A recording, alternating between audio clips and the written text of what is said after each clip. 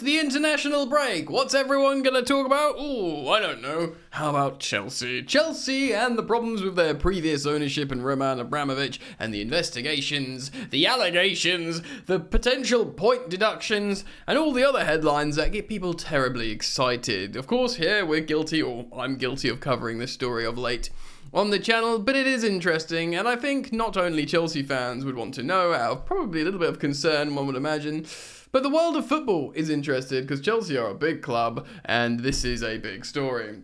I still feel like the spectre of Roman Abramovich is still hanging over Chelsea and probably will do for a little while. He was here for the best part of 20 years. He's only been gone for how long? Just over a year and a half, 2 years? Not that long.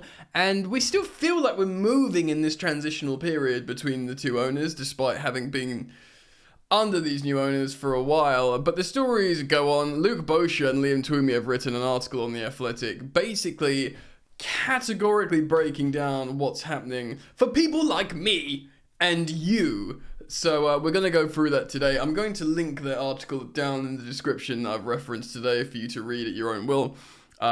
Yes, it's important, I feel, to, especially behind a paywall, to reference source material, and these guys are good writers. Strap yourselves in, we're going to learn together today. You and me. Sit down, get comfortable, or you know what, you don't have to. If you're driving, you can listen, but don't look at the screen, etc.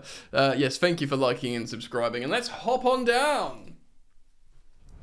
Right, the boy is right. Chelsea may face further scrutiny about their funding, or the funding of their success, and potential financial fair play breaches under Roman Abramovich. Of course, The Guardian, which wrote about this, we referenced it and reacted to it.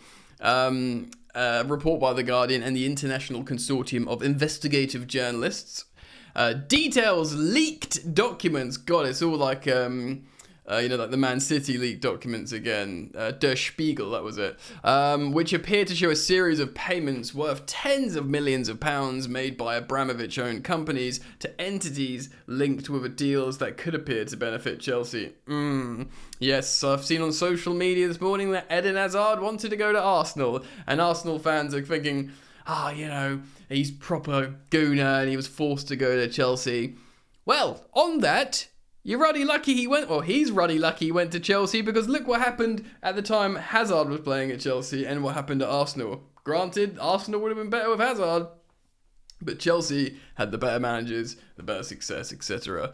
The payments recorded in documents which have surfaced as part of an international investigation known as Cyprus Confidential, but they've not been verified by The Athletic, so they're saying, appear to show transactions made to associates of agents who have dealt with Chelsea and their rise under Abramovich, which in the investigation suggests may not have been declared. The Premier League and the English FA are already investigating Chelsea for possible breaches of financial regulations, but this latest investigation could raise more questions over how the club's success during the Abramovich era was funded if the payments were not appropriately declared. So Chelsea won 19 trophies in Abramovich's 19 years. A trophy a year under Abramovich. 19 years, 19 trophies. That is incredible. Before Pep Guardiola and Man City came along. That is insane. I mean, I think they're about the same as us now in that period because we were so consistent over 2 decades. But, I mean, a trophy a year in the Premier League is, in the Premier League and landscape, should I say, because we won, cups and European trophies as well. But this included 5 Premier League titles and 2 Champions Leagues. 5 Premier Leagues and 2 Champions Leagues is incredible, really. And, even 2 Europa Leagues. What Arsenal would have given for a Europa League, We got 2 of the blighters. Didn't even need them. As they developed into one of the biggest clubs in European football. Earlier this year, Chelsea's current owners, a consortium led by Boehly and Clearlake Capital, self-reported incomplete financial information related to transactions between 2012 and 19. We've spoken about this, historically, or even yesterday's video. Boehly and Clearlake, the new owners, sat down and this looks a bit fishy. We want to do things by the book here at Chelsea, despite everyone else in football media going, Chelsea are cheating, they're spending all this money and amortising them over 9 years. No, they're not cheating, they're doing things completely by the book. So much so that they have self-reported these irregularities that came before them. Quote, this is from Richard Masters, who is the chief executive of the Premier League. He said this in August: "We've been pretty open about the historic issues with regard to Chelsea because they self-reported to the Premier League and to the FA, so we're looking into that." It's pretty much saying, yeah, look, they've told us, they've been honest.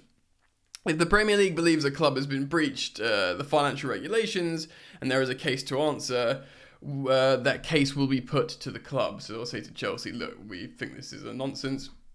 Chelsea need to deal with this. Following Chelsea's self-reporting, of course, we know we've spoken about recently, UEFA fined Chelsea £8.6 million for historical breaches of financial fair play. UEFA said at the time that the fine settled the matter and Chelsea were not to face any more sporting sanctions. Boom. UEFA took the money and were like, right, yeah, Chelsea are clean, they can walk, don't worry, we're cool. Obviously, they said the opposite about Man City, and they said, Man City are very much not clean, you're banned from the Champions League for 2 years. Of course, Man City's army of lawyers took them to court and, referencing Der Spiegel, the investigation. I think they got off on a technicality because their emails were hacked, so they weren't allowed to use them in court, even though they showed they were cheating, which is mad, really. And the Boehly Clearlake Group completed its takeover from Chelsea, of course, in May 2022, and we know what happened with Roman Abramovich and the sanctions. So, so what is the relationship between Chelsea's current owners and the previous regime? So this would be interesting, maybe. Twomey writes, from the moment they assumed full control of Chelsea in June 2022, the Boehly Clearlake Consortium has sought to draw a line firmly from virtually everything related to the Abramovich era. And this is what I went into yesterday, why I think this is really important. And perhaps in hindsight, they were really smart to do so. That desire quickly manifested, of course, in the departures of Marina Granovskaya, Bruce Buck, he could finally buck off, we've been waiting for that for a while, and technical and performance advisor Petr Cech. Beyond that, long-serving staff hired by Abramovich have left their jobs in every department of the club's sporting and commercial operations. Chelsea's first-team squad has also been entirely overhauled in the first 3 windows of the Boehly Clearlake ownership, with numerous older players and high earners sold or released, and the signing of many of their replacements driven by a transfer strategy focusing on young talent prepared to commit to long-term contract with lower, more incentivized salaries, which that last sentence that Twomey writes is what I've been sort of calling out for a long time. Of course, the longer contracts with an incentivized salary, I'm going to put my phone on silent, is something that will struggle greatly if we try and sign Tony or Osimhen, because they'll want big salaries on probably a 5-year deal. We'll cross that bridge when it comes. Boehly and Clearlake's view has always been that Chelsea, under Abramovich, was not run as normal. It wasn't a sustainable business. An assessment of that, if these allegations are to be true, would be more accurate than anyone previously thought. Yes, we know it wasn't really run like a business, Chelsea. The consortium also withheld, this is what we spoke about yesterday, £100 million from the final piece of the price they purchased Chelsea for, due to the concerns they could inherit, quote, unforeseen liabilities, end quote. Basically, let's put this pile of money to the side in case some dodgy stuff goes down, because I have a feeling.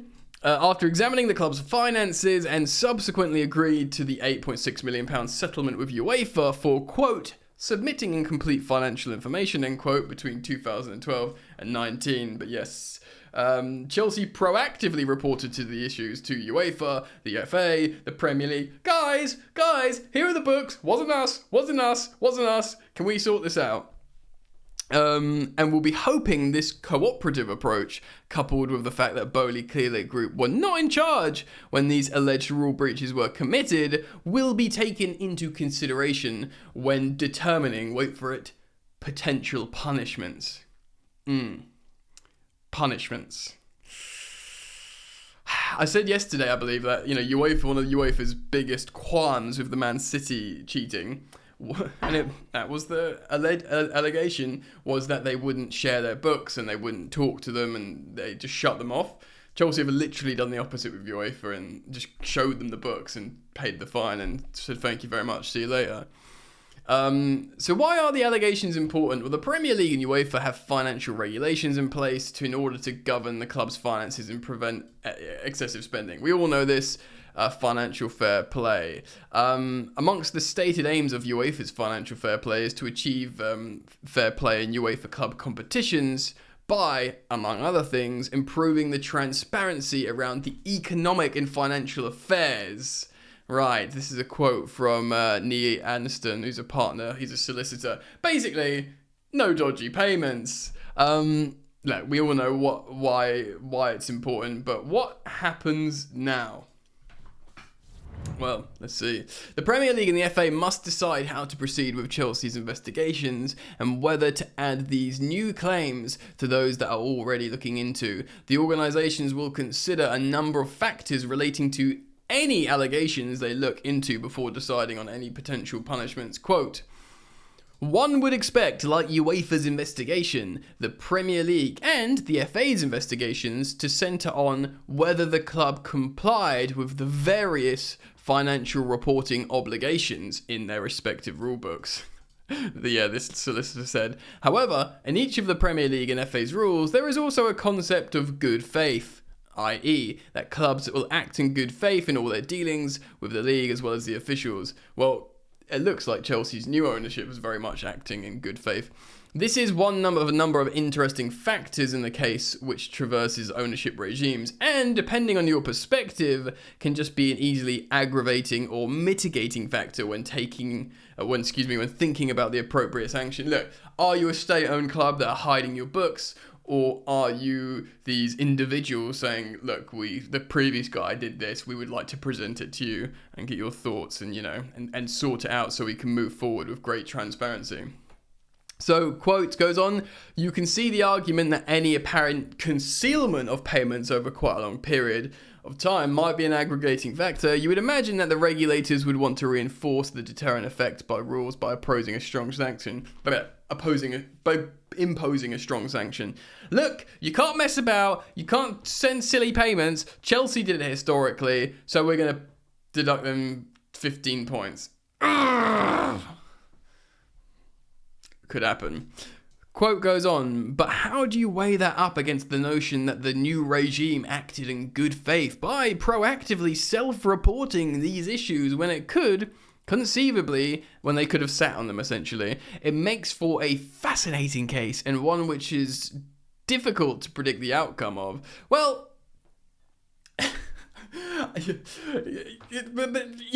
opposition fans, you have your Tottenham, your Arsenal fans, they're all going, send them down. But, the truth is the regulatory bodies might be like, yeah, previous ownership, self-reported, It's so difficult. It says, look, it goes on to speak about Man City. This article, rather. In February, English champions Man City were referred to an independent commission after the Premier League hit them with 115 charges relating to the series of alleged breaches of financial fair play between the 09-10 season and the 17-18 seasons. And by then, Guardiola's already been there for a couple of years. City deny any wrongdoing. The following month, Everton, of course, were also referred to an independent commission by Premier League. Apparently, they did breached of financial fair play. They also deny any wrongdoing.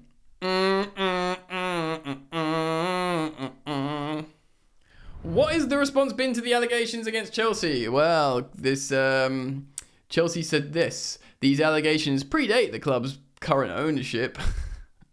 They are based on documents which the club has not been shown and do not relate to any individual who was presently at the club. I mean, true, but, in the relation to the previous investigations, Chelsea added, immediately following the completion of the purchase, the club proactively self-reported these matters to all applicable football regulators. In accordance with the club's ownership group's core principles of full compliance and transparency, the club have proactively assisted the applicable regulators with their investigation and will continue to do so. Yes, miss. Yes, sir. Proper teacher's pet vibes, but you absolutely need to.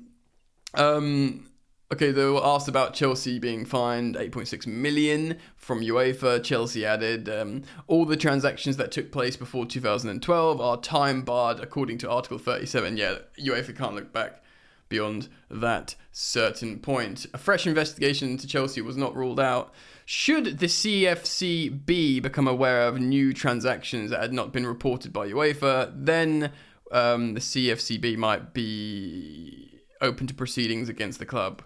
Right, which is the CFCB is the financial controlling body, not Chelsea. Oh, this is such an international break story.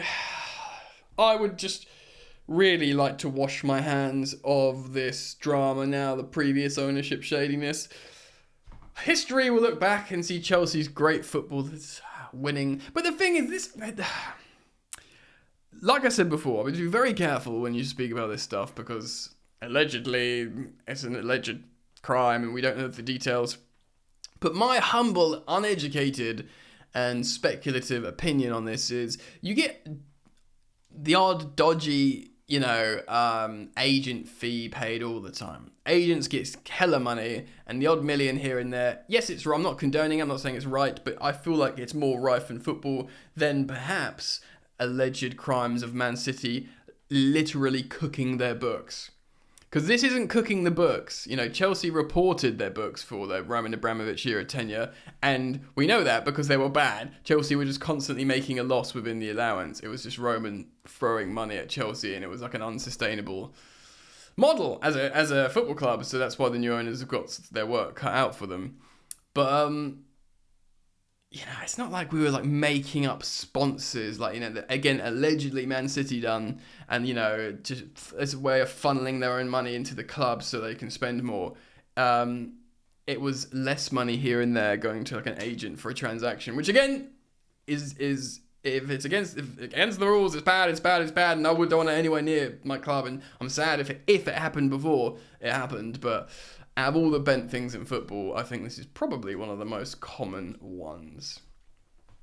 Anyway, good article by Twomey and Luke Boscher. Go check it out. I will link it in the description for you guys. And let me know what you think. Thanks for joining me. I look forward to now not hopefully speaking about this anymore, unless it's positive.